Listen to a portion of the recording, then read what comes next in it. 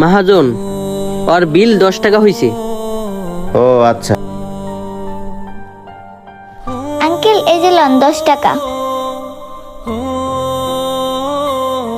কি রে রিয়াজ, ওই কি প্রতিদিন আইসা 10 টাকার ভাত খায়?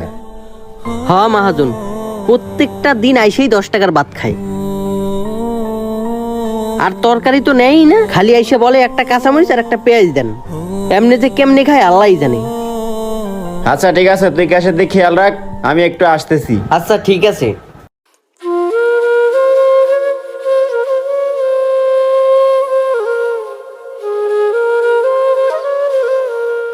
এই মামনি শোনো, এই মামনি।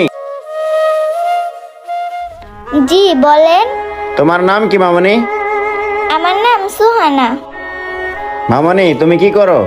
আঙ্কেল আমি সামনে ওইখানে একটা জুতার ফ্যাক্টরিতে কাজ করি। ও আচ্ছা বুঝলাম। তো তুমি যে আমার হোটেলে যায় প্রতিদিন 10 টাকার ভাত খাও কাঁচামরিচ আর পেঁয়াজ দিয়া, কেন তোমার কারখানা থেকে কি বেতন দেয় না? আঙ্কেল দেয় তো, যেই টাকা দেয় সেটা আমার মায়ের পেছনে খরচ হয়ে যায়। কি বলো মামনি, তোমার মায়ের কি হয়েছে? আঙ্কেল আমার মা না অনেক অসুস্থ, অনেক দিন যাবৎ হাসপাতালে ভর্তি। আর আঙ্কেল জানেন আমার মায়ের যেই রোগ হয়েছে, ডাক্তাররা বলছে এখন থেকে তাকে হাসপাতালে ভর্তি রাখতে হবে।